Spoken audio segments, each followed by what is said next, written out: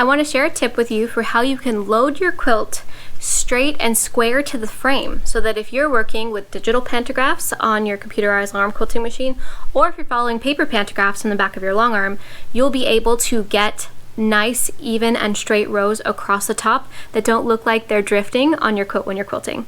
Let me show you how.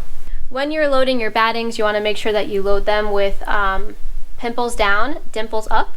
That will ensure that the scrim, if it is in your batting, is on the base layer, and as the needle penetrates it, it's penetrating it in the same direction that your batting was needle punched. That will ensure that you have less issues with tufting and other things that can happen. So I've loaded my batting on properly, and now I want to prevent it from sliding around. Minky is very slippery, and it's going to be hard for me to control things going straight. So I actually want to prepare what we call a plumb line. A plumb line is when you do a straight line across the whole of the machine.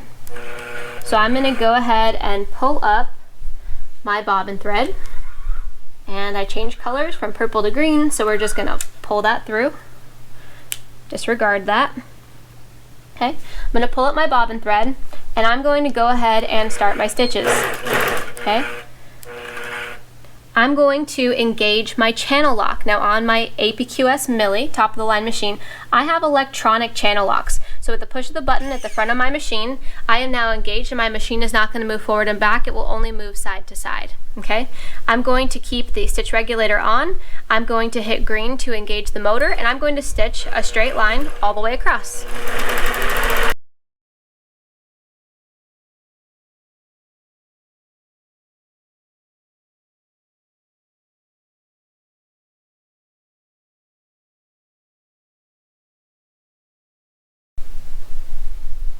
I'll turn off my channel lock. Now I'm free to move my machine forward and back.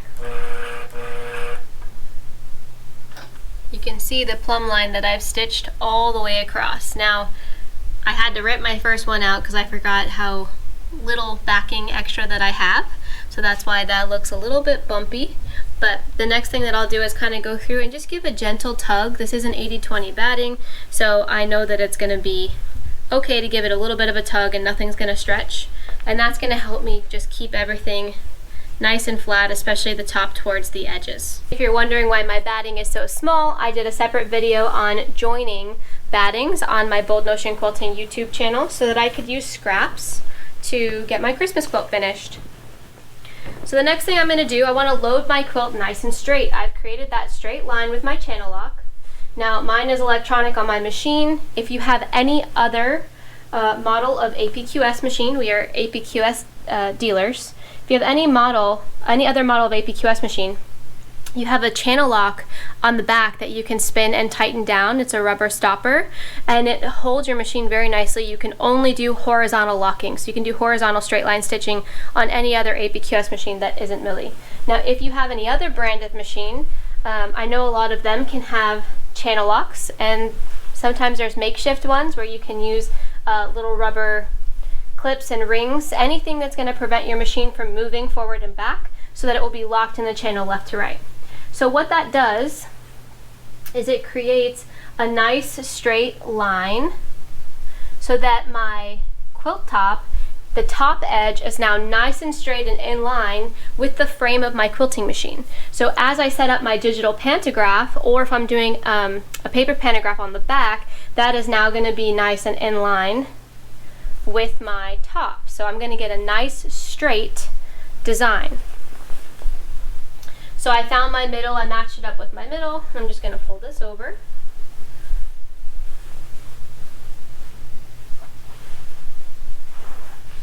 You want to be careful pulling this down because it might come off of the straight line. I often like to give myself a lot of slack, put my belly against the bar, and then just go ahead and kind of finagle this up to that top line.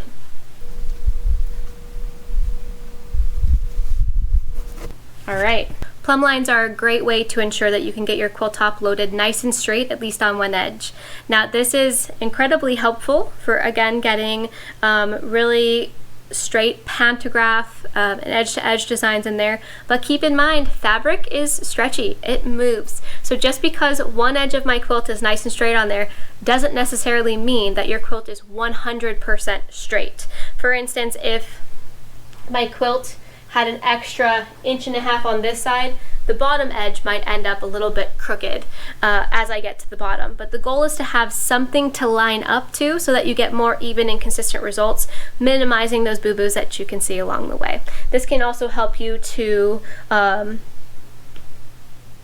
manage fullness when you have that extra fabric in the in your piecing, where you kind of get those blips, blurbs, and wobbles in there, so that way you can manage that a little bit easier and lessen the chances of having to tuck or pucker your fabric as you're quilting.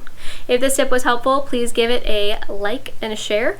I'm Lauren with Bold Notion Quilting here at the Bold Notion Quilting Quilt Shop in Brooksville, Florida, trying to share some tips and tricks that make your long arm quilting journey easier.